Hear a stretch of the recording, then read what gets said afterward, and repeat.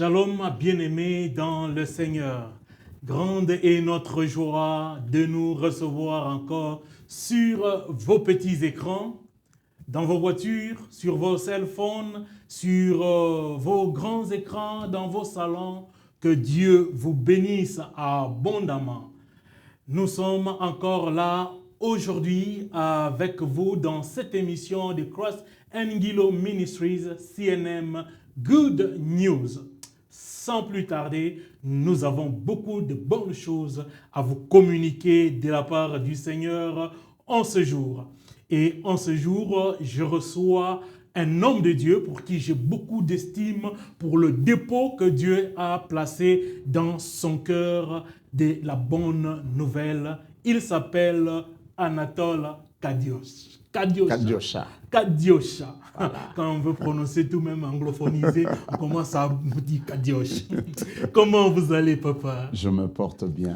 Dieu nous fait grâce. Que Dieu soit béni. Vous êtes une grande bénédiction pour nous. J'ai fait votre connaissance à l'église Bécité, Bethel, que dirige le pasteur Chibassou. Et nous avons été richement bénis par vos enseignements. Comment vous allez en général?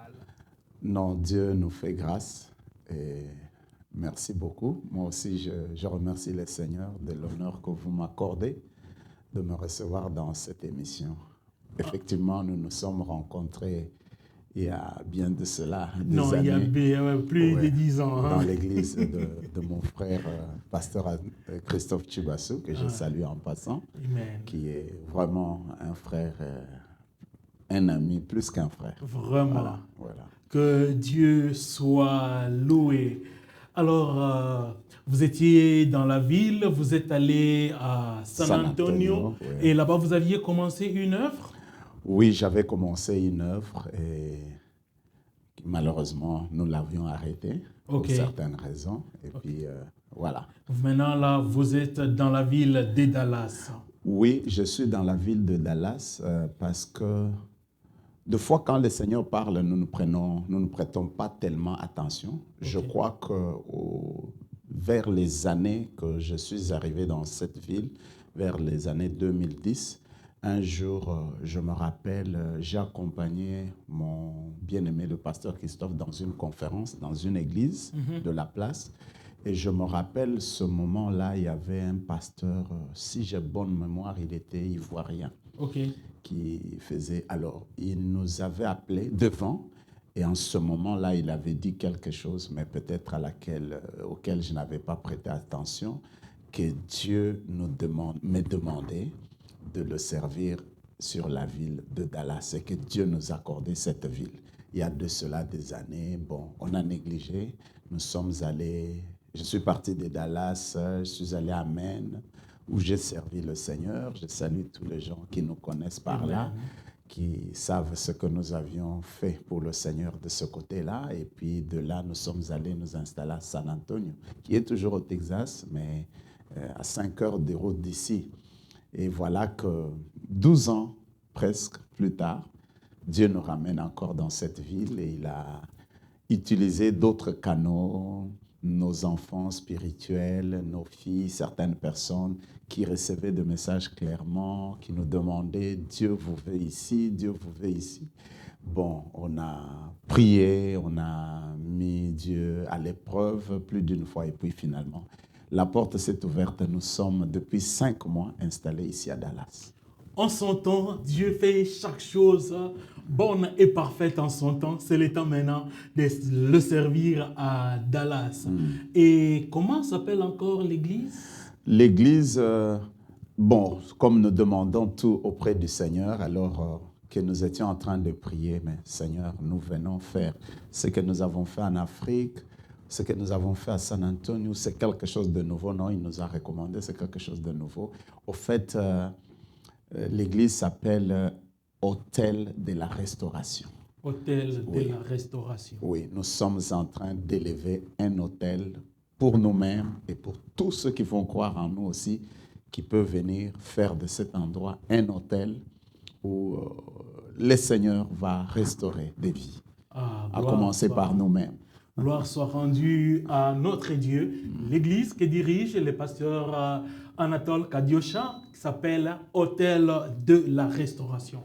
Alors, homme de Dieu, je vais vous poser une question qui nous avait été posée en 2007 quand nous avons commencé l'église All Nation Church. Qu'est-ce que l'église Hôtel de la Restauration amène de nouveau dans la ville qu'il n'y a pas? Ce que j'amène de nouveau, de par la grâce que Dieu nous a faite. Au fait, moi-même, je suis l'objet, comme Paul le dit, que nous avons reçu du Seigneur, la grâce et l'apostolat. Et deux fois, en parlant de la grâce, souvent nous disons que c'est une faveur imméritée. Bon, mais je relativise, c'est une faveur imméritée dans sa phase première. Lorsque le Seigneur vient vers nous, il nous trouve dans les conditions que nous sommes et puis il nous fait grâce. Mais plus tard, pour ceux qui ont connu la grâce devient un mérite. C'est-à-dire vous méritez. Et vous demandez, et la grâce vous donne l'opportunité de demander encore plus et plus encore. C'est comme ça que vous trouvez, tous ceux qui ont trouvé la grâce auprès du Seigneur, ils en demandaient plus. Vous entendrez Moïse dire, si j'ai trouvé grâce à tes yeux, fais-moi encore ceci, fais-moi encore cela. Vous entendez même Gédéon qui dit, si j'ai trouvé grâce, fais-moi connaître que c'est toi qui me parles. Donc la grâce, la première grâce qu'on a trouvée. Alors pour que la grâce soit multipliée, il faut maintenant, il y a du travail à faire pour qu'elle se multiplie. Ça, c'est la première chose. Mais je veux parler de l'aspect apostolat. Okay. Apostolat, si je peux exprimer mieux, c'est la résilience. C'est-à-dire, c'est le Seigneur te fait passer par des choses peut-être difficiles pour toi-même, des expériences douloureuses, mais il a ce qu'il veut atteindre au travers de ces expériences. Et il fait de toi un matériel didactique. Voilà. Donc, je ne prêche pas un évangile théorique. Tout ce que j'ai rencontré dans ma vie, et mon histoire elle-même, c'est une histoire atypique. Et deux fois, plus d'une fois, moi-même, je me disais, je laisse, j'abandonne. Je ne prêche plus, je n'enseigne plus. Parce que moi-même, je m'en trouvais indigne. Mais je n'ai jamais rencontré de ce que le Seigneur utilise aussi, que ce soit dans des grâces prophétiques ou avec des visions, personne qui m'a rencontré pour m'accompagner dans peut-être ma décision d'abandonner. J'ai toujours quelque chose que le Seigneur dit. Alors c'est alors que le Seigneur me dit, je fais de toi, ce que j'ai fait de ta vie, c'est un apostolat. C'est pourquoi lorsque je prêche, lorsque j'enseigne, je ne me dérobe pas. Je parle de mes expériences, je parle de mes déboires, je parle de mes échecs. Et dernièrement, il y a eu un bien-aimé qui m'a connu dans ma jeunesse, qui a connu la grâce qui était sur moi. Alors il me dit, écoute, pasteur, je bénis le Seigneur pour ta vie. Moi, je dis, pourquoi? Il dit, non. Les choses que toi, tu as traversées, je ne pense pas que si moi, je les avais rencontrées, je serais encore dans le Seigneur. Mais te voir encore avec le même zèle, avec le même courage, c'est ça alors que Dieu m'a fait. Au fait, je viens avec un message pour tous ceux-là peut-être qui, dans la vie, dans la marche de leur foi, ont rencontré des difficultés, mais peut-être aujourd'hui, on les regarde avec un certain dédain, leur dire que le Seigneur continue à compter sur vous. J'ai un message pour dire à quelqu'un qu'il y a des choses qui te sont arrivées dans la vie, qui ne te seraient jamais arrivées si tu n'avais pas connu le Seigneur. Donc, il y a des choses qui sont liées à l'appel. Il y a des souffrances qui sont liées à ce que le Seigneur veut faire avec vous. Il y a des combats que vous n'avez rencontrés que parce que ce que Dieu a placé dans votre vie inquiète tellement l'ennemi que l'ennemi ne vous laissera pas tranquille. C'est-à-dire au point que si vous n'aviez pas la chose que Dieu a mise en vous, vous n'auriez pas de combat. Alors, dans ces combats-là, j'ai compris que le langage du Seigneur, la vision que le Seigneur a sur nos vies est deux fois différente de celle que les gens ont de nous. Vous savez, dans la situation normale, il y a des moments où si vous tuez quelqu'un, c'est un meurtre, c'est un assassinat, vous êtes condamné. Mais dans le cas de combat, pour un militaire qui va en guerre, tuer quelqu'un n'est pas un crime. C'est quelque chose lié à son ministère, à sa profession, à son appel, à sa vocation de défendre le pays ou l'intégrité. Alors, il y a des choses. Il y en a qui en ont connu de bizarres. Il y en a qui ont rencontré des situations douloureuses pour lesquelles, alors, ils se disent que parce que ceci ou cela m'est arrivé, donc je ne suis plus digne de servir encore le Seigneur ou de faire Dieu, lui, de son côté, dit, tout cela t'est arrivé parce que moi, j'avais un appel pour toi. Alléluia. Voilà. Merci beaucoup pour cette explication. La grâce, faveur imméritée en Christ. Nous méritons maintenant cette grâce par le prix que Christ a payé pour nous à la croix. C'est pourquoi, bien-aimé, je te dirais, comme le livre d'Hébreux nous dit, au chapitre 4, verset 16e, approchons-nous auprès du trône de la grâce avec assurance, afin d'être secourus à tous nos besoins. Alors, homme de Dieu, l'église est implantée ici à Dallas. Ça fait combien de temps? Je suis arrivé ici au mois de... Au fait, j'ai deux églises. OK. Il y a une église qui existe depuis 2013. C'est ça même le gros de mon appel, mon ministère. Quand je quittais mon pays, Dieu me disait, je t'amène aux États-Unis, tu vas enseigner à mon peuple comment prier. Alors j'ai trouvé ça comme, je dis, mais comment? Tout le monde sait prier et tout ça. Alors, un jour, alors que j'étais à Maine en plein hiver, seul dans ma solitude à l'époque, et le Seigneur me fera voir que j'étais comme dans un studio, mais au-delà, je voyais des gens qui avaient comme des petites radios comme on en avait en Afrique, ou des petites radios comme ça. Alors je voyais que certaines personnes priaient avec ces petites radios mises au milieu, soit en famille. Et pendant que je parlais, je voyais le Seigneur qui me montrait le cœur de ces gens-là, qui commençaient à se réjouir. Plus je parlais, plus je priais avec eux, ils étaient dans la joie. Ça, c'est le premier ministère. Alors, depuis 2013 jusqu'à ce jour, jour pour jour, sauf samedi, j'anime des prières avec des enseignements chaque matin, 5h à 6h du matin de Texas. Et dans le temps, c'était 21h. Maintenant, c'est de 20h à 21h de Texas. Ça, c'est le ministère que je fais depuis 2013. Et cela, les gens appellent du Canada, de l'Europe, de partout aux États-Unis. Jusque-là, c'est pour les francophones. Et ça, c'est tous les jours ici. Amen.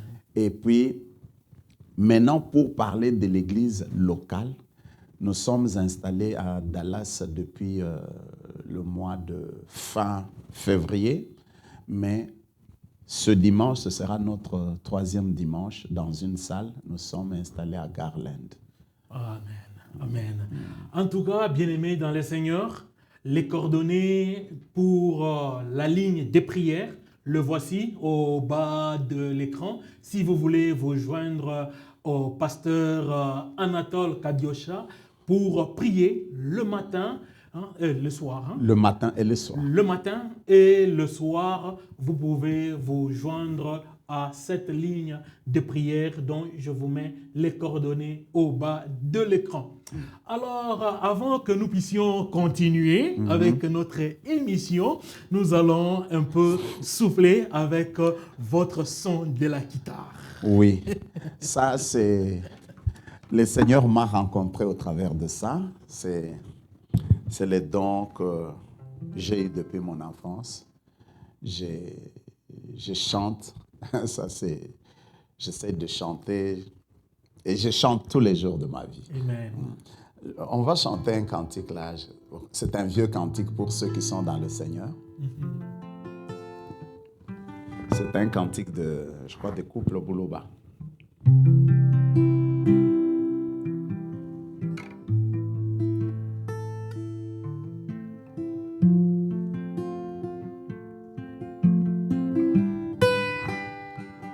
Mon âme bénit l'Éternel, car il est digne de louange. Ma bouche célèbre l'Éternel, car sa miséricorde durera à toujours.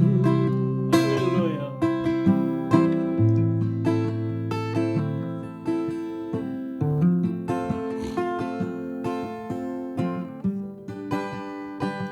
Mon âme bénit l'Éternel, car il est digne de louange. Ma bouche célèbre l'Éternel, car sa miséricorde durera à toujours.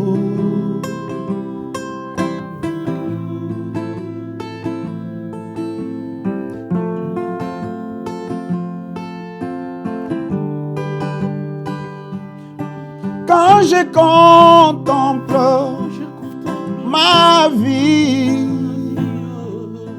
l'ouvrage de tes mains, quand je contemple le paysage, l'ouvrage de tes mains, les mots me manquent pour te louer, pour t'adorer, oh Jésus. Magnifique, le roi de rois, les lions de la tribu de Juda, oh Jésus.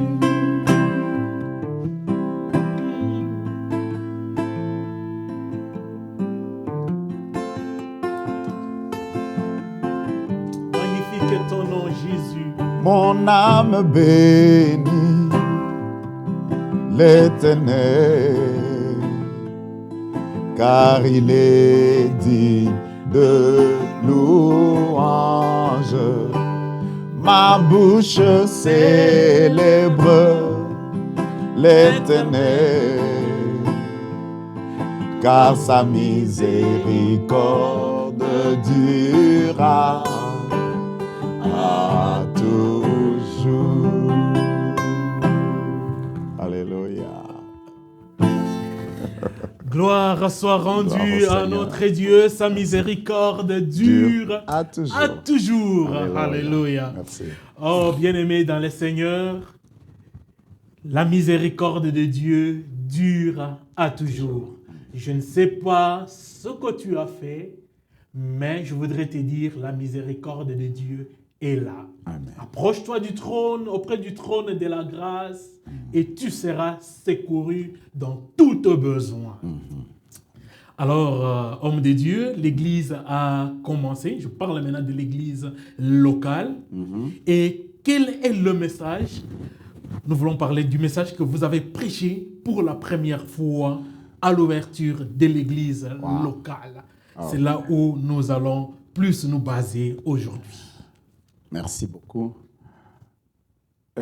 Dieu nous avait mis à cœur, comme je dis, que la grande partie de notre ministère, c'est la prière.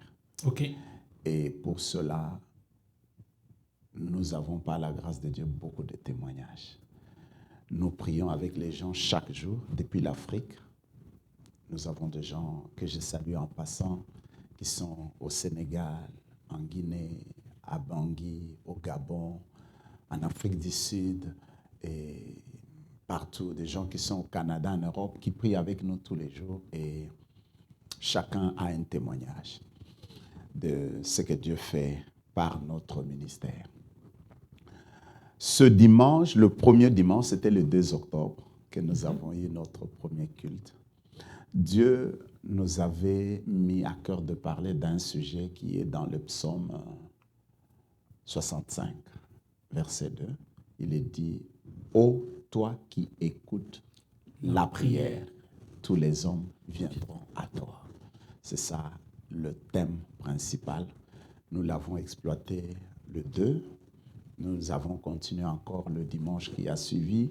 Et ce dimanche, nous le continuons encore dans le même thème. Au fait, en passant, j'ai été avec un frère dans le studio ici et nous écoutions le message que vous aviez prêché le premier dimanche. Il était tellement béni et il m'a dit « Please, envoie-moi aussi cet audio pour que je sois béni. » J'espère, vous qui nous suivez, vous serez bénis avec ce message. « Ô toi qui écoutes la prière, tout le monde viendra vers toi. » Oui, ce message se veut une interpellation et une correction et aussi une connaissance pour les enfants de Dieu. Okay. Pourquoi? Parce que dans notre expérience personnelle et surtout lorsque le Seigneur nous a appelés dans notre jeunesse, quand nous nous sommes allés à l'église, l'impression ou la connaissance qu'on avait, c'était de se dire que tout celui qui priait, tout celui qui venait à l'église était fils ou fille de Dieu, était un enfant de Dieu. Et cette façon de croire-là a engendré beaucoup de déboires, beaucoup de déceptions, beaucoup d'échecs, alors que la réalité n'était pas celle-là. La réalité n'est pas que tout celui qui prie est enfant de Dieu. Alors, par ce passage du psaume 65, la Bible nous donne une information très importante et c'est autour de cela que nous sommes en train de parler. Psaume 65, verset 2. Dans d'autres versions, ça fait le verset 3. On dit « Ô toi qui écoutes la prière », on met point d'exclamation, « tous les hommes viendront à toi ». La Bible ne dit pas que toi qui écoutes la prière, les croyants, les fidèles, ceux qui ont fait une alliance avec toi viendront à toi. Non, la Bible dit tous les hommes sans exception, tous les hommes de tous bords. Et ce verset veut dire que la prière, au fait, que Dieu qui écoute la prière, c'est comme lorsque la Bible dit qu'il fait lever le soleil sur les bons et sur le méchant. Que quand il fait pleuvoir, il ne choisit pas sur qui il déverse sa pluie.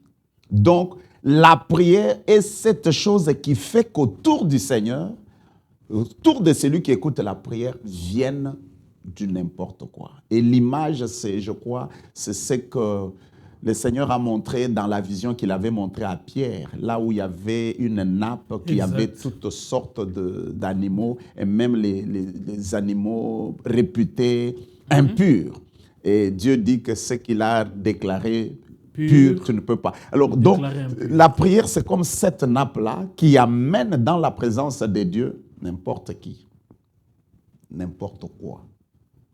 Et si on part de cela, on va être sur l'équivive, on va bien apprécier les choses. Alors, parce que la prière rassemble tout le monde, et c'est écrit même dans la Bible.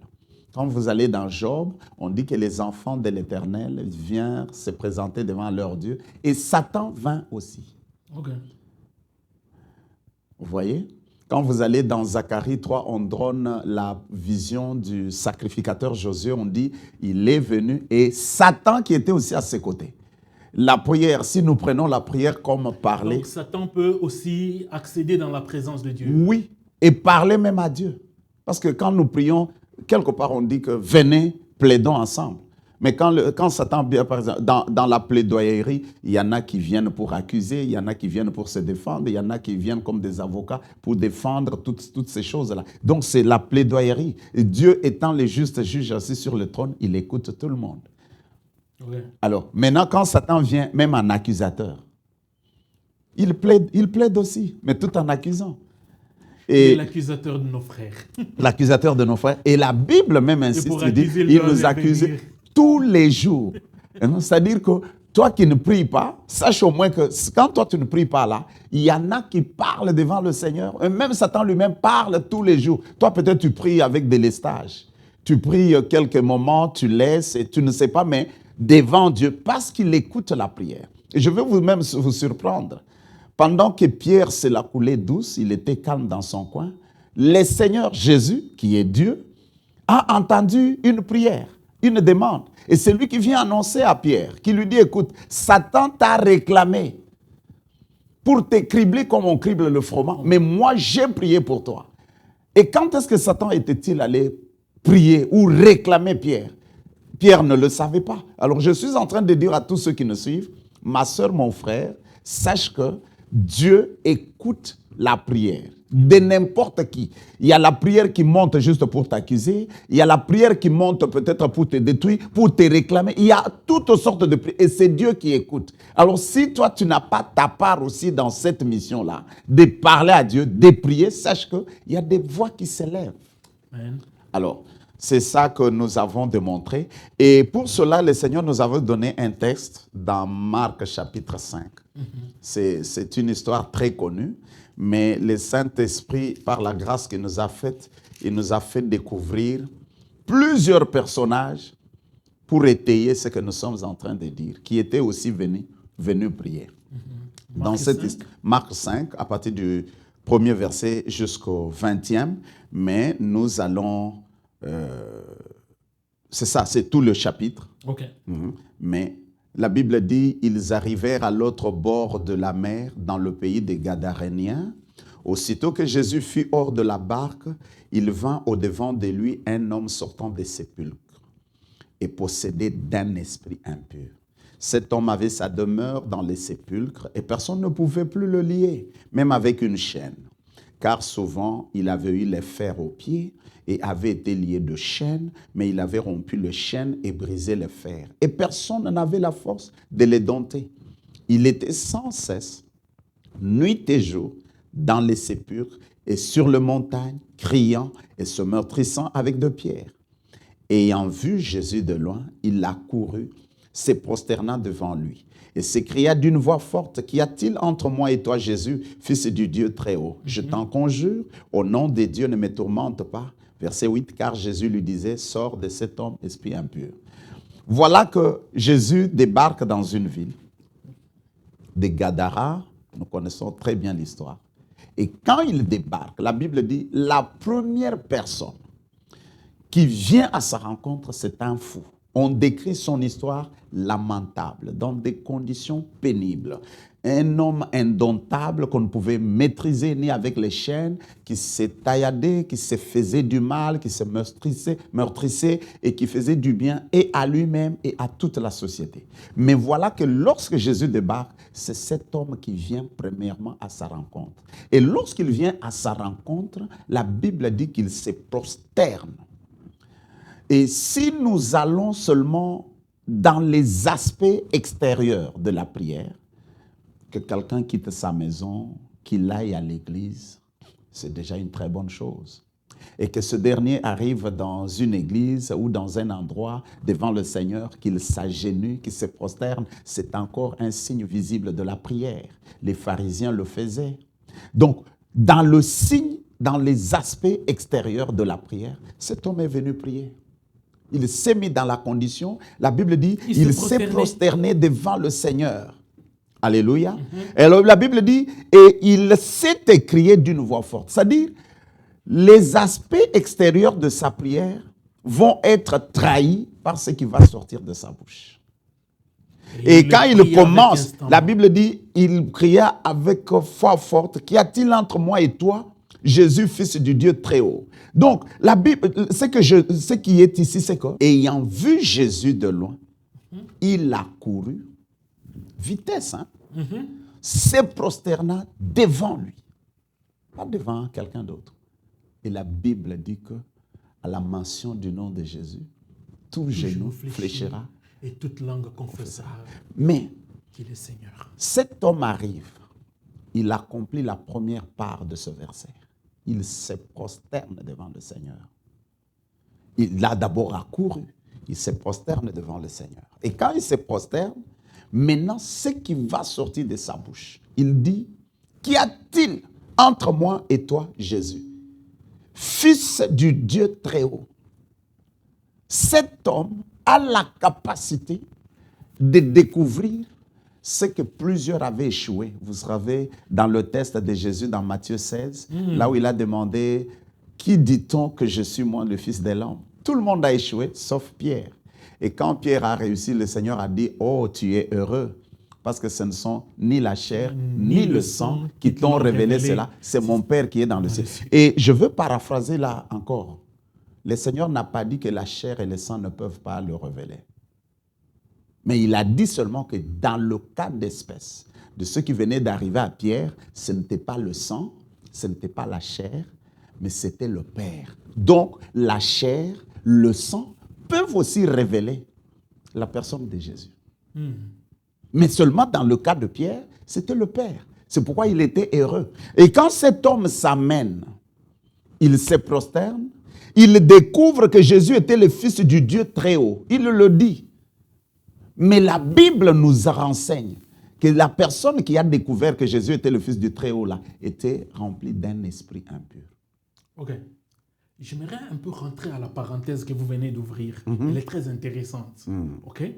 Dans le cas d'espèce, c'est le Père qui révèle à Pierre, c'est pourquoi il est heureux. Mais vous dites que la chair et le sang peuvent aussi révéler. Oui. Donnez-nous un peu un exemple pour nous Jésus dit. J'aime vous écouter puisque vous êtes un bon enseignant. Oui. Jésus dit à Pierre, ce ne sont pas la chair ni le sang qui t'ont révélé cela. Okay. Il n'a pas dit que la chair et le sang ne peuvent pas le révéler. Mais dans le cas d'espèce de Pierre, là, c'était le Père lui-même. Et c'est pourquoi il a traité que tu es heureux. Donc, quand la révélation vient du Père, de l'Esprit, c'est une bénédiction, c'est une source du bonheur. Mais quand la révélation peut venir aussi selon la chair, la même Bible, Paul le dit quelque part. Si nous connaissons Jésus, nous ne le connaissons plus selon la chair. C'est-à-dire qu'on peut connaître Jésus selon la chair. Okay. Vous comprenez? Oui. Et ça me ramène encore dans j'ai un enseignement, une manière d'aborder la nouvelle naissance. Quand vous lisez, quand Jésus parle de la nouvelle naissance, dans Jean chapitre 1er, la Bible dit quoi? La Bible dit, à partir du verset 12, mais à tous ceux qui l'ont reçu, à ceux qui croient en son nom, il leur a donné le pouvoir de devenir enfants de Dieu, lesquels sont nés, et puis il commence à exempter, lesquels sont nés, non du sang, ni de la chair, ni de la volonté de l'homme, mais de la volonté de Dieu. C'est-à-dire que la nouvelle naissance vient résoudre un problème crucial.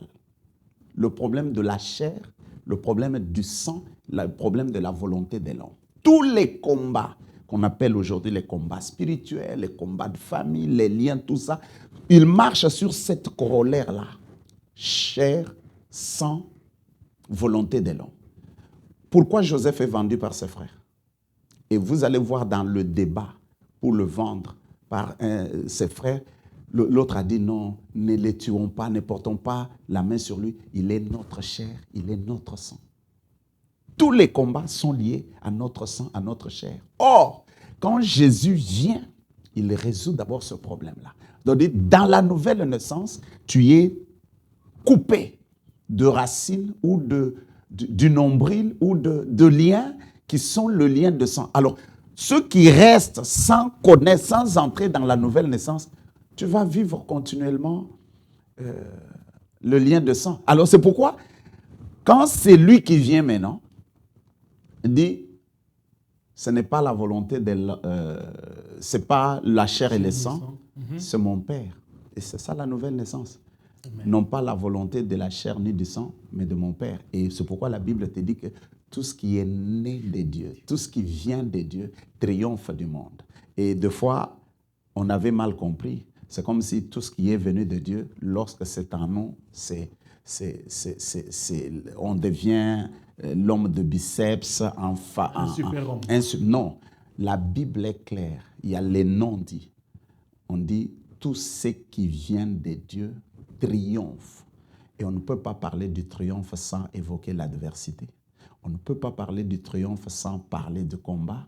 Donc, en d'autres termes, les noms dits, c'est que tout ce qui vient de Dieu rencontrera d'énormes adversités, des combats, des challenges, mais la victoire est assurée. Alors, il y en a, c'est pourquoi j'ai un message pour toutes ces personnes qui, comme moi, ont rencontré des combats ou rencontrent des combats sur le parcours de leur foi et qui se sont découragés. Non, les combats, les challenges font partie de la nature de tout ce qui vient de Dieu. Et d'ailleurs, une des grandes preuves que vous avez quelque chose qui vient de Dieu, c'est de rencontrer l'adversité. Parce que le monde, Jésus même a dit, le monde aimerait ce qui est à lui. Alors, si tu as quelque chose du diable, pourquoi il va te troubler? Il sait que tu es à lui. Mais tout celui qui y a quelque chose qui vient de Dieu, le diable s'acharnera sur toi. Alors, rassure-toi. Si tu ne rencontres pas d'adversité, c'est que tu marches dans la même direction. Ce que tu as reçu ne vient pas de Dieu. Amen. Parce que tout ce qui vient de Dieu doit triompher. Et pour triompher, il faut que tu rencontres des combats que tu dois triompher. Amen. Alors maintenant, cette personne, il découvre ce que même tous les disciples avaient échoué. Oh, les uns disent que tu es Jérémie. Les autres disent que tu es Élie. Les autres disent ou l'un des prophètes. Mais cet homme, animé d'un esprit impur, charnel, impur, il arrive, il découvre que Jésus est le Fils du Dieu très haut. Et la suite, il dit, je t'en conjure au nom de Dieu. Donc, il vient même, il prie, il pose sa prière au nom de Dieu. Je suis en train de dire à quelqu'un que ce n'est pas parce que la chose est faite au nom de Dieu que ça devient de Dieu.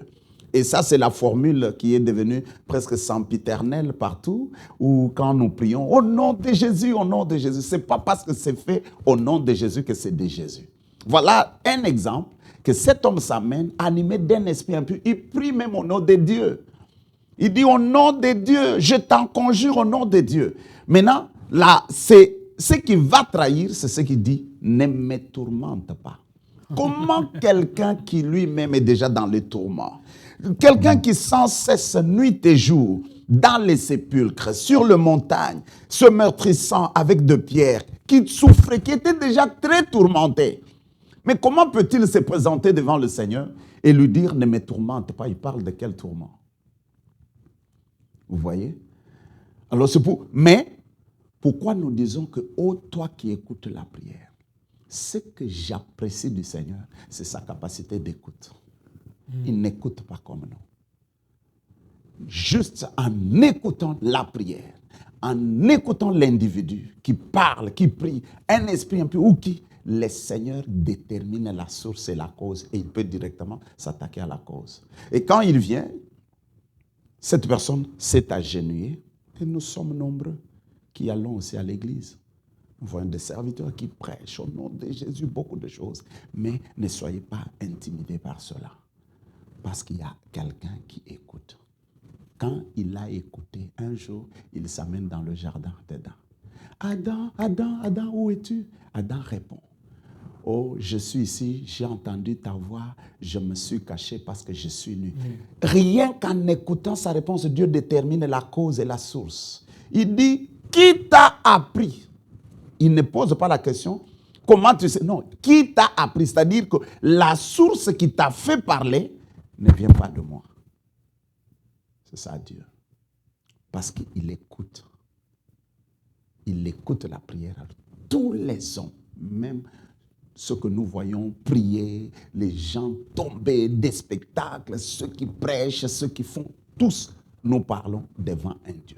Mais dans son écoute, il s'est déterminé. Il s'est discerné. Discerné. Alors, il dit, je t'en conjure au nom de Dieu, ne me tourmente pas. On donne la réponse. Pourquoi cette prière? Il dit, car Jésus lui disait, sors de cet homme un esprit impur. Au fait, l'esprit impur s'est emparé de cet homme.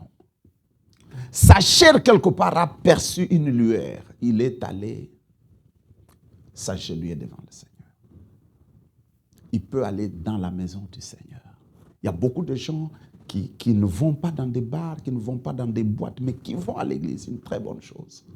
Mais l'esprit qui était en lui, la prière que cet homme a commencé à faire, ce n'était pas sa propre prière. Il priait la prière du mauvais esprit qui était en lui. Parce que l'homme, si c'était lui, il était dans les tourments. Il allait dire, Seigneur, sauve-moi de ces tourments. Fais en sorte que je sois libre, que je rentre en famille, que je vive. Mais voilà qu'il se tient devant le Seigneur. Au lieu de réclamer sa délivrance des tourments, il dit, ne me tourmente pas. Et quand le Seigneur regarde, la Bible, quand vous allez encore dans la Bible, je crois dans Matthieu 12, le Seigneur explique. Il dit, quand un esprit impur, un mauvais esprit, sort de la vie d'un homme, il va par les lieux arides. Et arrivé dans les lieux arides, il ne trouve pas de repos. C'est-à-dire, il n'y a pas de repos là-bas. Et parce qu'il ne trouve pas de repos, quand on n'a pas de repos, c'est quoi? Ce sont les tourments, non? Exact. Alors, il dit, ne trouvant pas de repos, il s'est dit, j'étais mieux, j'étais en repos là d'où je viens. Alors il dit, je veux rentrer d'où je suis rentré. Entre guillemets, soit dit. Un repos, un démon, un esprit impur n'est en repos que lorsqu'il est dans la vie d'un homme. Et le repos d'un esprit impur, c'est les tourments d'un individu. C'est-à-dire quand le démon est en activité dans la vie d'un homme, là il se repose. Il se repose. Parce que tu es dans le tourment. Jésus a dit, les voleurs, comme on l'appelle encore, ne viennent que pour tuer, voler, tuer et détruire. C'est-à-dire, lorsqu'il n'a pas fait cette trilogie, il n'est pas en paix. Vous voyez? Il dit, donc, lorsque ta vie est détruite, lorsqu'on est en train de tuer, lorsqu'on est en train de te voler, voler peut-être ton étoile, voler ton aura, voler tout ce que tu as, et tu deviens moins que rien là, on te ridiculise. Ceux qui te voient du dehors peuvent même se moquer. Moi-même, j'en ai fait le frère. Je sais ce dont je parle. Et je ne prêche, comme je vous le disais, je ne prêche pas de la théorie. Je prêche les choses que moi-même j'ai vécues. Et je sais. Alors, cet esprit s'entend maintenant qu'avec la présence de Jésus, ces jours sont comptés dans la vie de cet homme. Exact. Alors, il dit non, laisse-moi utiliser la bouche de ce même individu pour qu'il prie en ma faveur. Alors, sa prière, c'est quoi? Ne me tourmente pas. C'est-à-dire, ne me sors pas de la vie de cet homme, ne m'envoie pas par les lieux arides où je veux aller être tourmenté. Mais ce n'était pas l'individu. Alors, la Bible dit, pourquoi cette prière était basée, la réponse est au verset 8, car Jésus lui disait, sors de cet homme un esprit impur. Et connaissant que lorsque je sors d'un homme, Jésus a déjà déterminé Matthieu 12. Je n'ai qu'une seule route, qu'un seul chemin, me retrouver dans les lieux arides. Et là, je n'aurai pas de repos. Et c'est comme ça qu'il va négocier même d'autres démons, qu'il rentre. Et Jésus dit que s'il réussissait à rentrer, la condition de cet homme est pire qu'avant. C'est le premier personnage que nous voyons prier autour de Jésus. Et au verset 9, la Bible dit, et il lui demanda, quel est ton nom? Il répond, Légion est mon nom. Lui répondit-il, car nous sommes plusieurs. Donc, au travers de la voix de cet homme, parlaient plusieurs. Une légion, c'est entre 4000 et 6500 soldats. Donc, c'est toute une légion de démons qui habitait dans la vie de cet homme et qui se retrouve maintenant. Et la Bible dit, ce démon, cet esprit impur qui était comme un conteneur d'une légion de démons, il le priait instamment au verset 10 de ne pas les envoyer hors du pays. Il priait qui? Le Seigneur qui écoute la prière. Il sait déterminer quand la prière est faite par un démon. Il sait déterminer quand la prière est faite par toute une légion de démons. Il peut déterminer lorsque quelqu'un qui parle, ce n'est pas lui. J'ai rencontré des gens, dans le cadre de l'exercice de mon ministère, de prière, de délivrance, j'ai rencontré, par exemple, une dame qui vient te dire, pasteur, prie pour moi. Moi, je dis, au fait, c'est quoi? Dit, je ne peux pas comprendre que je suis tendre avec tout le monde, sauf avec mon mari. Et ce dernier se plaint. Et quand je reste dans mon calme, j'analyse et je me dis, mais il a raison. Comment je peux être tendre avec les amis de mon mari, avec toutes les autres personnes, sauf avec lui? Vous trouvez une maman m'a dit, pasteur, je n'arrive pas. Je peux aller faire des tresses à mes nièces, à d'autres enfants, mais je ne fais jamais les tresses à mes propres enfants. Et vous trouvez que c'est un comportement normal? Non, parce que les démons peuvent s'emparer de vous et catalyser votre comportement. Et vous pensez que c'est vous. Vous pensez que c'est vous-même. Et les tierces personnes qui sont autour de vous, sans la connaissance de Dieu, sans la connaissance que donne Jésus, mais on va vous taxer de tout. Vous voyez? Alors, c'est pourquoi Jésus écoute les prières. Il dit, il le priait instamment de ne pas les envoyer hors du pays. C'est-à-dire, d'abord, ces démons qui sont en lui, et ils font une deuxième prière. Ayant compris que devant la présence de Jésus, nous sommes appelés à capituler. Nous devons sortir. En tout cas, nous ne pouvons pas résister devant sa puissance. Je suis en train de dire à quelqu'un, Jésus est venu pour libérer les captifs. Jésus est venu pour délivrer. Jésus est venu sauver. Des fois, il va te sauver même de ce que tu ne connais pas. Des fois, tu penses que c'est toi qui parles. Des fois, tu penses que ton comportement là, c'est toi-même. C'est pourquoi il y a beaucoup de gens qui ne peuvent pas te comprendre. Ils pensent que tu es en train de faire des choses c'est pas audace ou quoi. Non. Il y a des choses que tous les bons conseils du monde ne changeront pas. Pourquoi? Parce que ce sont des réalités spirituelles. Alors, quand nous venons devant le Seigneur, même dans ma prière, pendant que je suis en train de prier là, c'est lui qui écoute la prière. Tous les hommes viendront à lui, de tous bords, envoûtés, possédés, ceux qui servent le diable, tous viendront. Donc, la prière amène devant Dieu tout un méli-mélo. Alors, homme de Dieu, je vois ici ce démon, ou cette légion de démons, demandant à Jésus de ne pas les envoyer hors de cette région. Voilà. Est-ce qu'il y a de ces démons qui sont appropriés à un territoire? La Bible dit que nous n'avons pas à lutter contre la chair et le sang, mais contre les dominations, les principautés, les autorités, les trônes, les gloires. Oui, c'est effectivement cela. Et la Bible, quand vous allez dans la Bible, j'aime la Bible et sa profondeur. Je vous amène un cas typique. Quand vous allez dans Matthieu 2, la Bible dit, Jésus étant né à Bethléem, voici les mages de l'Orient vinrent. Comment ils ont dit, quand ils arrivent à Jérusalem, ils posent la question, où est le roi des Juifs qui vient de naître? Car nous avons vu son étoile depuis l'Orient. Il confesse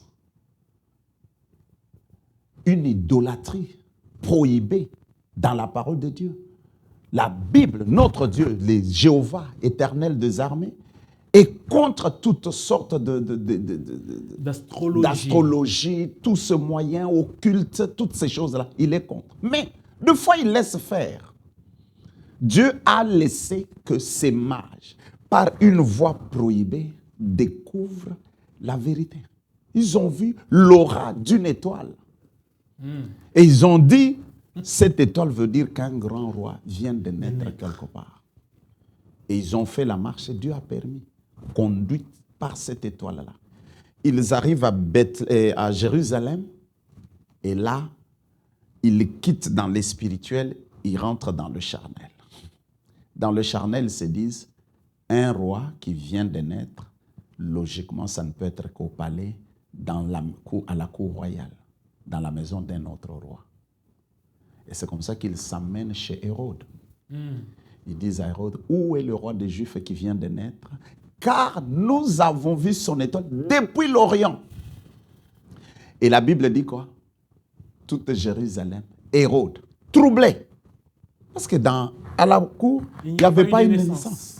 Alors, qui est ce roi qui passe par une autre orbite que la nôtre, une autre lignée que la nôtre? Non, non, ça c'est un roi dangereux. Mais devant les mages, ils cachent leurs sentiments, ils cachent leur colère. Ils les reçoivent bien tout. Mais qu'est-ce qui est arrivé pendant ce temps? L'étoile qui avait conduit les mages, lorsqu'ils ont quitté la route, là où les menait l'étoile a disparu. Ça veut dire que lorsque vous entrez dans un territoire qui n'est pas la vôtre, les territoires contrôlés par les esprits, par les démons, c'est difficile d'y régner ou de réussir. Et pour preuve, lorsqu'ils s'amènent chez Hérode, l'étoile a disparu. Puisqu'ils sont sortis hors du chemin. Voilà.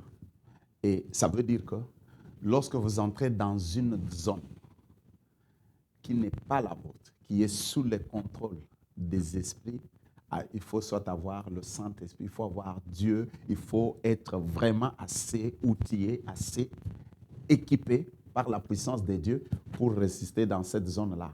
C'est pourquoi il y a des endroits qui sont déjà infestés de démons, qui sont déjà conquis. Ça peut être toute une famille, ça peut être tout un quartier. Moi, je connais un quartier à Kinshasa, je tais les noms pour certaines sensibilités.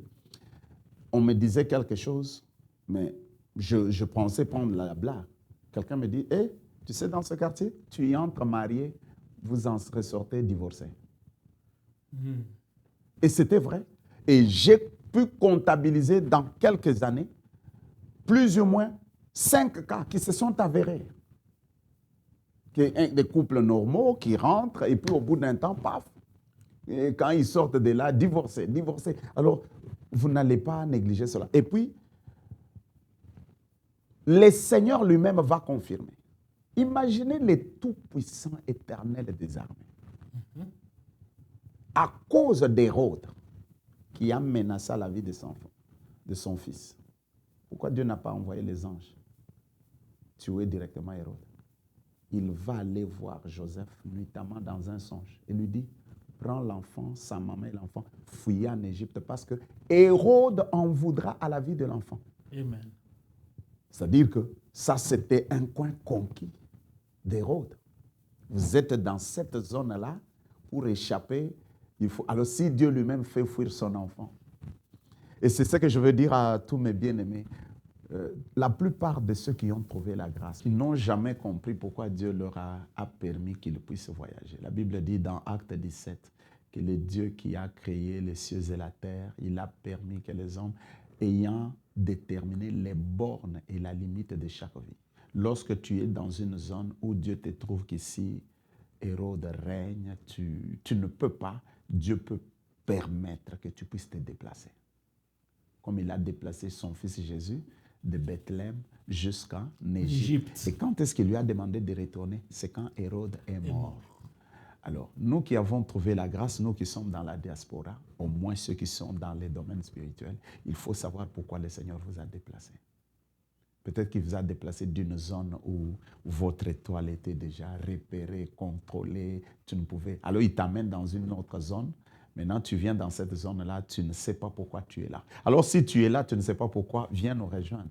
Nous allons prier, tu vas comprendre certaines choses avec des enseignements. On a des enseignements profonds qui peuvent t'aider à comprendre certaines choses. Amen. Alors, c'est pourquoi... Et j'ai toujours aussi dit aux hommes de Dieu qui viennent de l'Afrique, comme toi et moi, de connaître aussi, puisque comme missionnaire ici, de connaître aussi les démons qui contrôlent les régions dans lesquelles nous venons, pour mieux aider les gens. Oui, oui. Et il lui demanda, il les priait instamment de ne pas les envoyer hors du pays.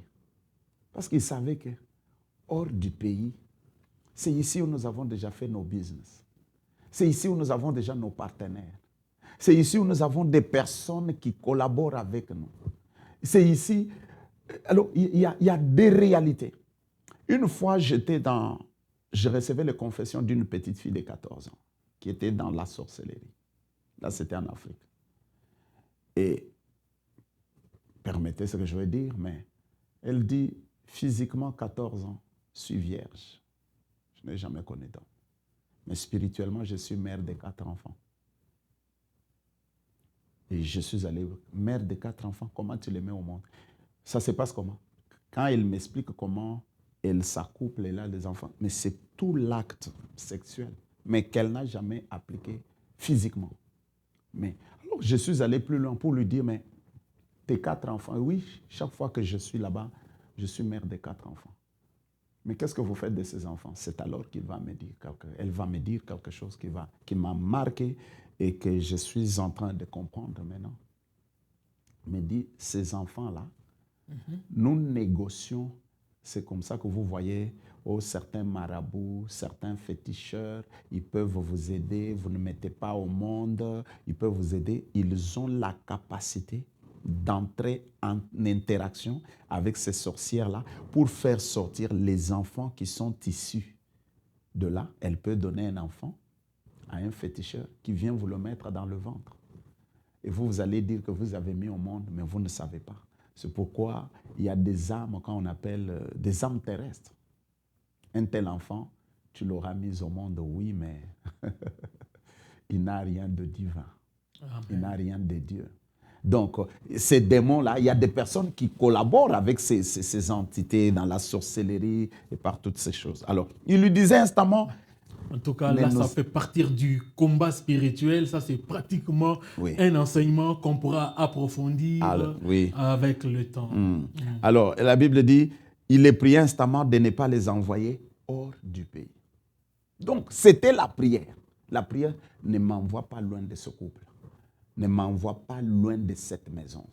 Ne nous envoie pas loin de cette famille. Je peux sortir comme tu veux que je sorte, mais de grâce. C'est toute une prière.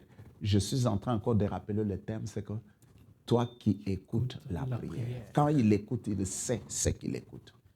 Ce qu'il entend de ce qu'on lui demande. Il dit, on peut respirer avec un petit guitare encore. Comme ça, on revient pour terminer cette partie qui est vraiment succulente. Toi qui écoutes la prière, tous les hommes viendront vers toi. On écoute un peu encore. Bon, là, je vais chanter un cantique. Ça, c'est, je peux dire que c'est ma prière. Vous savez, un jour, Josué ou Élie, il a dit, jusqu'à quand clocherez-vous tantôt à gauche, tantôt à droite, si l'Éternel est Dieu, allez après lui. Il faut qu'à un moment de la vie, que chacun ait fait cet engagement solennel d'avoir choisi Seigneur Jésus. Amen. Alors ça, je le chante dans ma langue. Je dis seulement que mon unique Seigneur, c'est Jésus. Ok. Mon unique Seigneur, c'est Jésus dans votre langue.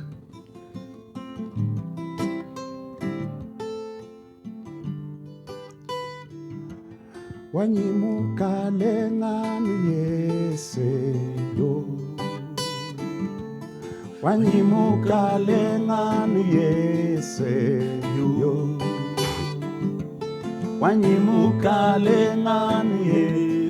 Wanyimuka lenganu yese. Wanyimuka lenganu yese. Wanyimuka lenganu yese. Papa. Wanyimuka lenganu yese. wanyiwa kwamba nzambi wanye papa tuluka wenda majunda chilobu wanye wanyimukale nganu masiya wanye kalenga wanyi masiya wanyiwe wanyimukale nganu yese papa tuluka wenda majunda chilobu wanye wanyimukale nganu ye wanyimukale nganu yese papa.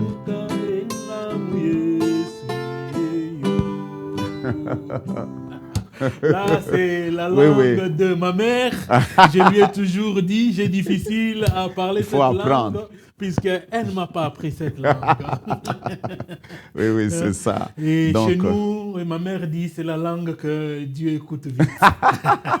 Je ne sais pas si c'est vrai. Bon, à Dieu vous écoute. De commenter. En fait, toutes les langues viennent de Dieu. Et dans chaque langue, on peut développer. Bon, en fait, ça...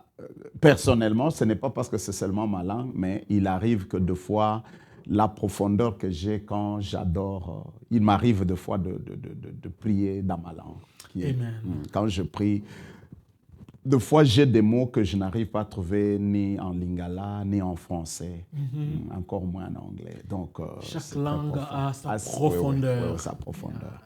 Alors, nous retournons à notre message. Okay. Alors, voilà qu'on dit, il le prie. Donc, toute une légion, un esprit impur qui devient comme un conteneur contenant 6000 démons, tous en train de parler, utilisant la bouche d'un individu. Tout ça, c'est faux fil. Et quand Jésus entend cette cacophonie, comme celui qui écoute la prière, il lui pose la question, quel est ton nom? C'est parce qu'il entendait plusieurs voix, plusieurs sons qui parlaient au travers de lui. Quel est ton nom? Et les démons devant le Seigneur est obligé de lui dire la vérité. Vous savez, deux fois, il y a ce que nous ne comprenons pas. Devant la puissance du Saint-Esprit, il arrive que même le démon, même le diable, disent la vérité. Je vais expliquer cela. On arrête un voleur, un bandit qui a cambriolé, qui a pris des millions, qui est allé. Il ne peut pas te dire, parce qu'il sait que c'est l'argent, c'est son butin, il a ça. Mais devant certaines tortures, devant la torture, devant certaines souffrances corporelles qui lui sont infligées, ce bandit peut vous dire, non, voilà l'argent, je l'ai caché telle part, pour que les tortures s'arrêtent. Il arrive aussi que devant la puissance du feu, du Saint-Esprit, dans le nom de Jésus, que les démons peuvent dire la vérité. Mais ils ne le disent pas de bon cœur. Ils ne le disent pas de leur propre gré. C'est à contre-cœur qu'ils le disent. Alors ils disent, nous sommes légion car nous sommes plusieurs. Et la Bible dit, voilà, ils demandent de ne pas aller hors du pays. Ma soeur, mon frère, tu ne peux pas savoir ce que Dieu écoute à ton sujet, au sujet de ta maison, au sujet de ta famille. Il y a des démons qui ne veulent pas quitter non plus. Il y a des esprits qui ne veulent pas quitter cet environnement. Et si vous ne priez pas, si vous n'exercez pas la puissance que Jésus nous a donnée, il a dit, voici les miracles qui accompagneront ceux qui auront cru. En mon nom, ils chasseront les démons. Pourquoi les chasser? C'est parce que les démons, dans leur repos, dans votre famille, dans votre environnement, ils vous causent des troubles. Et ils ne peuvent pas quitter si ce n'est par la puissance de la foi, par l'autorité qui est dans le nom de Jésus et par la puissance du Saint-Esprit. Autrement, ils ne quitteront pas. Et pourquoi ils doivent les quitter?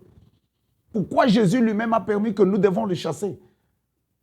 C'est parce qu'il sait que s'ils ne sont pas chassés, vous vivrez que des ennuis, vous vivrez que des tourments, vous ne vivrez que des difficultés. C'est pourquoi il faut venir prier. Comme aujourd'hui, chaque samedi, notre programme, j'entrais chaque samedi de 17h à 20h dans notre église, comme aujourd'hui, de 17h à 20h, nous venons faire des prières de restauration.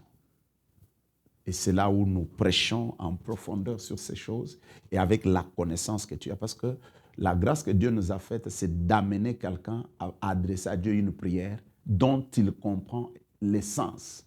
Et tu sais pourquoi tu pries comme ça. Parce que la Bible dit, mon peuple périt parce qu'il lui manque la connaissance. Et si vous ne savez pas pourquoi vous devez prier de cette manière, vous n'allez pas adresser une bonne prière. Alors, il dit de ne pas les envoyer hors du pays. Et au verset 1-11, la Bible dit, il y avait là vers la montagne un grand troupeau de pourceaux qui paissaient. Verset 12, et les démons le prièrent. Rappelez-vous le mot, toi qui écoutes la prière. On dit là ça devient clair. Au début, là, c'était il le prière, on pensait que c'était le fou de Gadara. Mais les esprits qui étaient en lui, les démons qui étaient en lui. Maintenant, les démons sortent de leur cachette. Et eux aussi, ils se disent, nous sommes devant celui qui écoute la prière. Alors, il doit nous écouter, nous aussi. Nous avons droit au chapitre. Il doit nous écouter. Et la Bible dit au verset 12, et le démon le prièrent disant, envoie-nous dans ces pourceaux afin que nous entrions en eux. Ils choisissent même leur destination. C'est-à-dire, la seule chose qu'ils refusent, c'est qu'on les envoie là où le Seigneur lui-même a déterminé, les lieux arides. Comprenez? En disant, allons dans les pourceaux. Mais les pourceaux là, c'était les affaires de quelqu'un. C'était une entreprise de quelqu'un. C'était peut-être une entreprise d'élevage de quelqu'un. Vous comprenez que les démons, dans leur fuite, ils peuvent tout emporter. Ils peuvent aller tout partout. Ils peuvent quitter ta santé pour entrer dans tes affaires. Moi, par exemple, ça c'est mon exemple. Ceux qui m'ont connu, je n'étais pas bourrique, j'étais quand même intelligent. Mais lorsque je suis arrivé en 6e des humanités, j'ai échoué aux examens d'État pour d'autres pays, comme je prie avec des gens qui sont d'autres nationalités aussi. Ce qu'on appelle bac dans d'autres pays. J'ai échoué 3 fois. Mais je bénis le Seigneur, c'est la voie que le Seigneur voulait m'attirer vers lui. Je n'ai reçu mon diplôme que lorsque j'ai donné ma vie à Christ. Et je me rappelle celui qui prêchait ce jour-là, il a dit, maintenant que tu as donné, Dieu est devenu ton Père, demande tout ce que tu veux, il va te l'accorder. C'est ce jour-là que j'ai dit, Seigneur, donne-moi un diplôme. Et c'est alors que j'ai reçu mon diplôme. Amen. Et quand je venais à l'université déjà, j'ai trouvé les amis qui finissaient déjà le cycle de graduat. Moi, je paraissais être en retard, mais il n'y a pas de retard dans la vie. Les choses que le Seigneur me fera plus tard, même ceux qui avaient terminé avant ne les avaient pas eues. Donc, ils déterminent là où ils veulent aller, dans les pourceaux. Et au verset 13, il les leur permet. Donc, Dieu écoute la prière des démons et il exauce.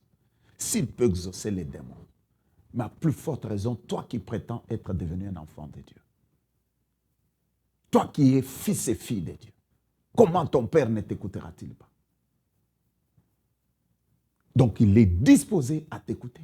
Comme il écoute les démons, comme il écoute l'esprit impur, comme il écoute les diables, comme il écoute.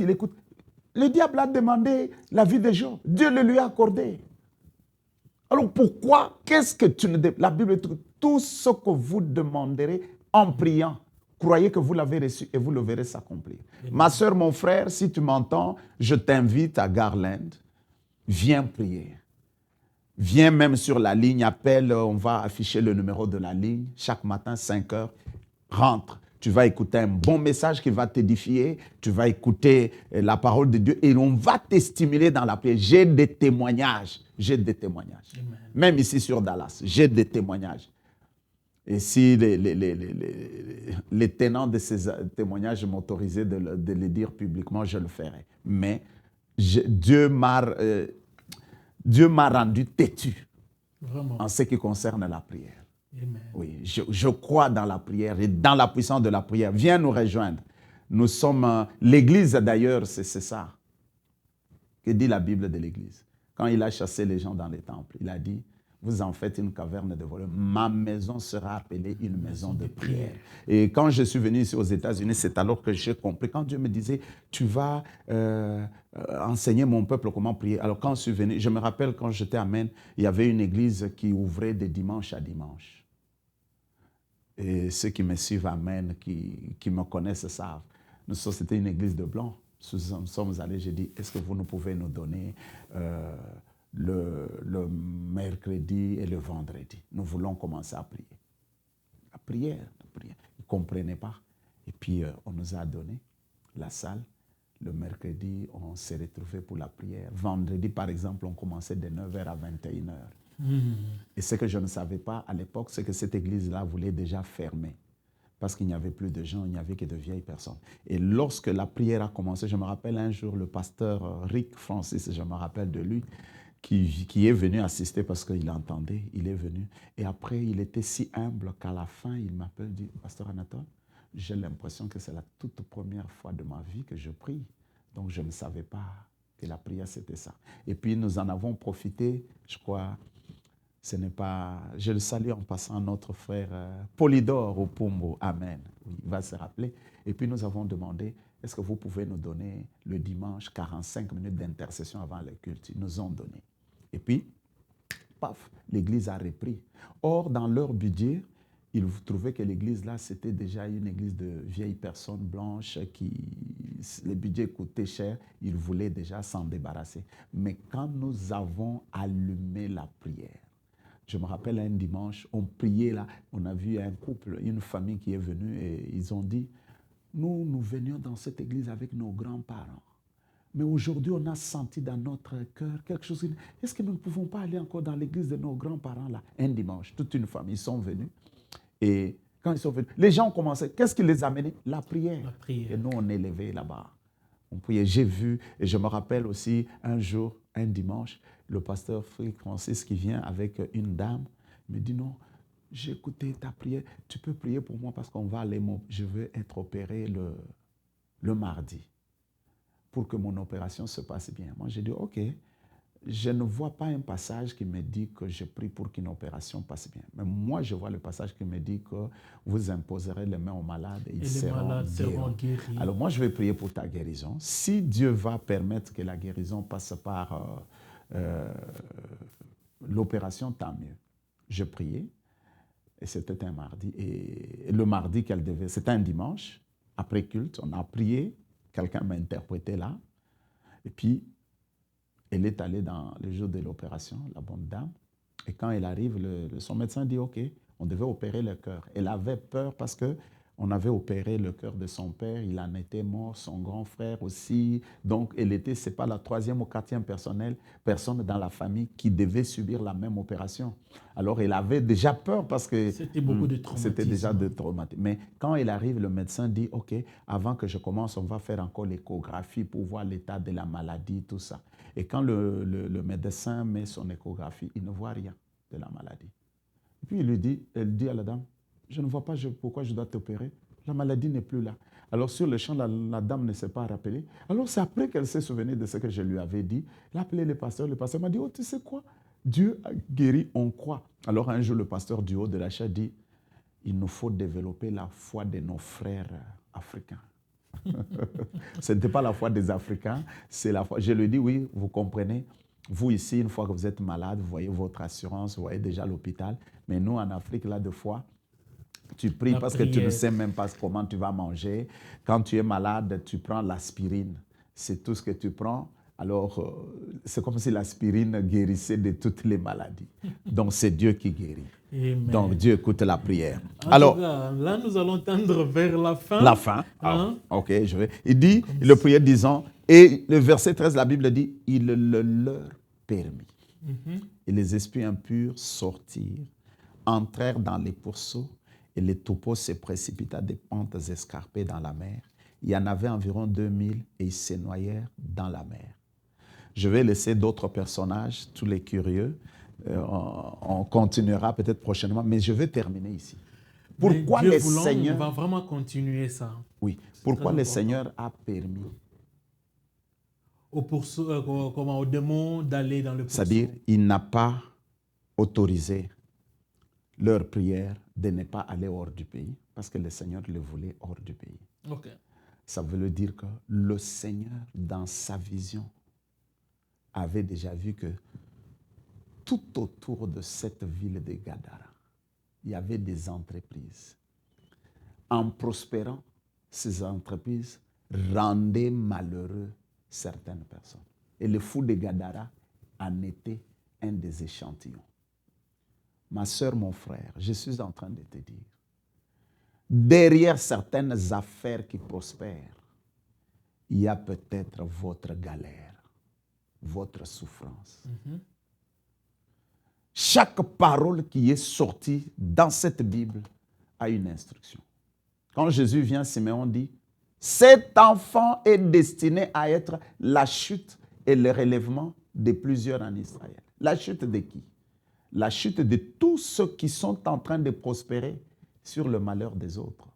Il y en a qui sont dans l'occultisme, il y en a qui sont dans la sorcellerie, et dans la sorcellerie, il est roi ou elle est reine. Il y en a qui, dans les affaires de ce monde ici, tu vois une grande entreprise, mais il a sacrifié toute une famille. Son bonheur, son élévation à lui, c'est l'humiliation de quelqu'un d'autre. C'est pourquoi Jésus vient comme la chute. C'est-à-dire tous ceux qui sont élevés sur tes malheurs, sur tes peines, lorsque tu vas savoir comment prier, ces entreprises-là vont s'écrouler. Et quand ça va s'écrouler, c'est alors que toi, tu seras élevé. C'est pourquoi on dit que Jésus est appelé à être la chute et le relèvement de plusieurs. Je peux même vous amener plus loin, si vous permettez. Allez-y. Quand vous allez dans Ézéchiel chapitre 17, Ézéchiel chapitre 17, vous savez, quand nous parlons de la captivité de Babylone, logiquement, physiquement, la captivité de Babylone a eu lieu à l'issue d'une guerre entre les Babyloniens et les enfants d'Israël. Oui. Ils les ont vaincus. Ça, c'est l'aspect physique de la chose. Mais quand Dieu explique la chose à son prophète, qui voit au-delà du visible, car l'Éternel est créateur des choses visibles et invisibles. Et dans l'invisible, écoute l'explication qu'on donne. Pourquoi Israël est allé en captivité à Babylone? Ce n'est pas à l'issue de la guerre. On va lire, si vous pouvez lire, Ézéchiel 17, 11 à 14. La parole de l'Éternel me fut adressée en ce mot. Dis à la maison rebelle, ne savez-vous pas ce que cela signifie? Dis, voici, le roi de Babylone est allé à Jérusalem. Il en a pris le roi et le chef et les a emmenés avec lui à Babylone. Il a choisi un membre de la race royale, a traité alliance avec lui et lui a fait prêter serment et il a amené le grand du pays, afin que le royaume fût tenu dans l'abaissement sans pouvoir s'élever et qu'il garda son alliance en y demeurant fidèle. Voilà. L'explication prophétique de la captivité de Babylone est totalement différente de l'explication militaire, physique. Donc, ce que tu sais de ta situation, ce que tu vois, ce n'est pas ça la réalité. C'est au travers de la prière, quand vous entendez la Bible dire « Invoque-moi, je te répondrai. Je t'annoncerai des grandes choses, des choses cachées que tu ne connais pas. » Le problème, c'est dans ce que nous ne connaissons pas. Donc, quand il y a un problème, il faut chercher le spirituel qui a causé ce problème. Oui. Et le seul qui peut l'expliquer, c'est Dieu. C'est Dieu. Je disais que je suis têtu. C'est parce que je suis parvenu à comprendre mon combat. Je suis parvenu à comprendre mon ministère. Et pourquoi certaines choses. Toi qui m'écoutes, si tu es béni, sache que pour que j'arrive à me maintenir à te prêcher comme je prêche là, tu ne peux pas savoir ce que j'ai traversé. Et d'ailleurs, le Seigneur m'a dit, quand l'Église sera, un jour, tu te mettras à prêcher sur tous tes échecs et leurs explications spirituelles.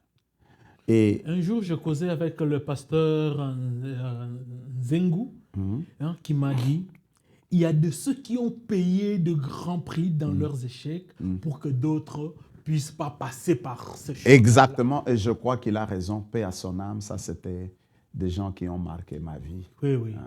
Alors, et donc, c'est ça, c'est ce que je disais aussi, que l'apostolat. C'est-à-dire, Paul dit, nous sommes attaqués de toutes parts, mais nous ne sommes pas à bout. C'est-à-dire la résilience. Alors, quand quelqu'un a été combattu, il a connu tout ce qu'il a connu, qu'il a survécu. Moi, je m'appelle même un survivant, par la grâce de Dieu. Alors, quand tu as survécu, tu as une histoire à raconter. Et si tu peux m'écouter, tu ne vas pas connaître ce que moi j'ai connu. J'ai connu le chemin le plus périlleux, le plus douloureux, pour peut-être que toi qui m'écoutes, tu as ces choses gratuitement. Alors, pour rentrer dans cette histoire, vous voyez que l'explication que Dieu donne à son prophète, il dit que le roi de Babylone est allé à Jérusalem. Alléluia. La nuit, le jour, en esprit, dans la chair, la Bible ne le dit pas parce que c'est un langage prophétique. Et la Bible dit que quand il est allé là-bas, il a choisi un membre de la race royale et a traité alliance avec lui. Tu ne peux pas savoir dans ta famille, dans ton village, dans ton pays, qui est-ce qu'on a pris, qui vous représente tous. C'est pourquoi je suis en train de dire qu'il faut naître de nouveau. C'est la seule manière d'échapper à la loi du sang, à la loi de la chair. Tu es la chair de ton frère, tu as le même sang que ton cousin, tu as le même sang que ton arrière-grand-père, vous avez le même sang. Et Jésus, par la nouvelle naissance, vient résoudre ce problème parce qu'il sait que tant que cela n'est pas résolu, un seul membre de la famille, un seul individu qui porte ton sang peut vous vendre tous, peut vous engager tous, même sans votre accord. Et la Bible dit, on a traité alliance avec cet individu, avec lui. Et on lui a fait prêter serment. Donc, les serments, c'est ceux qui vont dans les loges. Ils prêtent le serment. Prêtent le serment. Ceux qui sont dans la sorcellerie, oui, dans la sorcellerie, ils prêtent serment. Et ce serment-là engage tout un pays, tout un village, toute une famille. Et il a amené avec qui? Les grands du pays. Or, on dit, on a pris un seul membre, mais avec lui, il est parti avec les grands. Il n'a pas pris le moindre, c'est-à-dire tous ceux qui ont des étoiles, tous ceux qui devraient briller, les femmes qui devaient faire de bons ménages, de grandes études, les hommes qui devaient être élevés là. On les a amenés par un seul membre de la race royale et ils s'amènent. On dit qu'il traite serment pour que le royaume fût tenu dans quoi? Dans l'abaissement.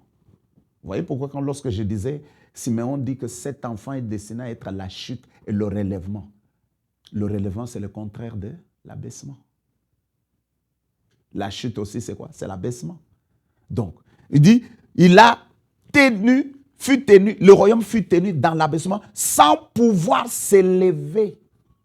Et garda son alliance en y demeurant fidèle. Il y a des alliances, des pactes qui sont scellés, qui peuvent être à notre détriment.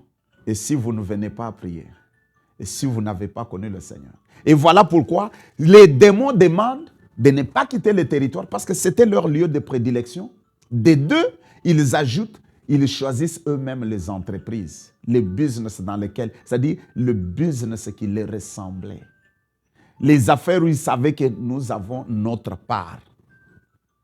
Ici, nous avons notre part. Nous sommes dedans, c'est les nôtres. C'est comme ça que même quand vous venez dans certains milieux, vous pouvez quitter l'Afrique. Ne pensez pas que... Non, même là où vous êtes arrivés, là, ceux de l'Afrique là connaissent qu'ils ont les leurs aussi dans ce milieu-là. Amen. Alors, Jésus a permis, pourquoi? Peut-être on en parlera la fois prochaine. Il a permis, pourquoi? Parce qu'au fait... C'était ça la dernière question. Et pourquoi il a permis qu'ils aillent dans le troupeau de porcs? Comme on dit en français, que ce qui se ressemble, s'assemble. OK. Ce que le Saint-Esprit a prohibé, je crois dans Lévitique 11, je parle le verset, vous ne mangerez pas les porcs, des choses parmi les autres. Alors, maintenant, en demandant d'aller, on a dit que cet homme avait un esprit impur qui contenait des légions. Alors, ce qui est impur dans ce qui est impur, c'est la même chose. Mais ce qui est impur dans ce qui est pur, c'est ça le problème.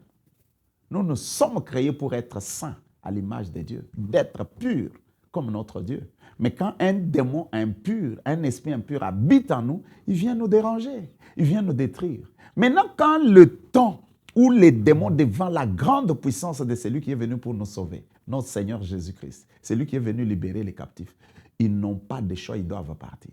Et c'est comme ça qu'ils ont commencé. D'abord, ne nous tourmente pas, ne nous envoie pas hors du pays. Et puis, eux-mêmes choisissent le cadre. Et le Seigneur est assez sage, oui. Ils ont choisi ce qui leur ressemble. Les porcs, moi, je n'en ai que faire. Moi, je suis venu sauver les âmes. Mais ceux qui font les affaires des porcs, là, que moi, je trouve comme des animaux impurs, ça, c'est leurs affaires. Mais peut-être que dans la prospérité de ce qui est impur ici, que ces fous de Gadara est en train de souffrir. Vous voyez? Et Jésus leur a permis. Allez dans ce qui vous ressemble. Et quand ils sont allés, paf, ils sont partis. Vous allez le voir dans la suite de temps, on n'a pas le temps, que les propriétaires, quand ils sont venus, ils ont dit, Jésus, tout ici, sauf ta présence. Eux aussi, ils ont prié pour que Jésus puisse partir. Vous voyez? Il y a beaucoup de choses à dire. En tout cas, alors, bien-aimés dans le Seigneur, j'espère que vous avez été bénis par cet enseignement. Nous avons laissé ça pour que ça soit si long, puisque c'est un enseignement qui doit certainement nous interpeller, nous corriger et nous donner une orientation dans la connaissance. Alors, si vous avez été bénis, faites-le nous savoir en nous donnant un like. Si vous avez découvert la chaîne ici pour la première fois, veuillez souscrire. Dieu voulant, dans les jours qui viendront, nous ne manquerons pas de vous avoir encore, Pasteur Anatole Kadiosha, pour que vous puissiez encore nous bénir, nous enseigner. Alors, je ne sais pas si vous avez un mot de la fin pour nos bien-aimés qui sont en train de nous suivre. Oui, bien-aimés, vous nous avez suivis, vous qui habitez Dallas. Si vous n'êtes pas engagé dans une église, ou si vous ne priez pas encore pour des raisons qui vous sont propres, je vous en supplie au nom de Jésus, réveillez-vous.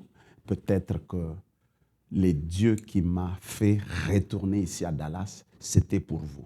Alors si vous avez écouté ce message, j'ai encore plus pour vous remettre sur le rail et venez, on va prier. Nous sommes à Garland, je crois, pasteur mettra l'adresse. Et nous avons un message. Vous qui êtes loin, peut-être dans une autre ville, en Europe, à Paris, notre ligne de prière a la capacité de prendre les gens de partout. Je prie avec les gens qui sont en Belgique, en Europe, à Londres, qui nous appellent, qui font correspondre seulement l'heure. 5 heures du matin de chez nous, c'est telle heure de chez eux. Ils ont un numéro local de chez eux là qu'ils appellent. Il suffit de se manifester. On va vous donner. Le pasteur mettra mon numéro de téléphone. Vous avez Telegram sur votre téléphone. Pour ceux qui sont en Afrique, chargez votre Telegram. Il suffit de nous écrire. Je vais vous envoyer aussi mon numéro. Si je vous ajoute dans notre groupe de Telegram, c'est là où plusieurs personnes, sur Telegram, on peut réunir jusqu'à 1000 personnes et qui sont dans le groupe de hôtel de la restauration, qui prient avec nous. Et deux fois là-bas aussi, nous postons certains messages qui sont, si vous nous rejoignez, d'une manière un peu différée. Alors, vous êtes à Dallas, sentez-vous à l'aise, c'est votre église, nous sommes là pour vous. Et Dieu a encore beaucoup de choses à faire pour vous, nous sommes là. Soyez bénis, ne manquez pas de nous faire part de vos préoccupations, vos sujets de prière, vos requêtes, nous pouvons vous accompagner. Que Dieu vous bénisse. Merci beaucoup, pasteur, de nous avoir honorés avec votre présence. Nous sommes richement bénis et si vous l'êtes, bien-aimés dans le Seigneur, soyez encore et abondamment bénis. Nous nous retrouvons prochainement. Amen.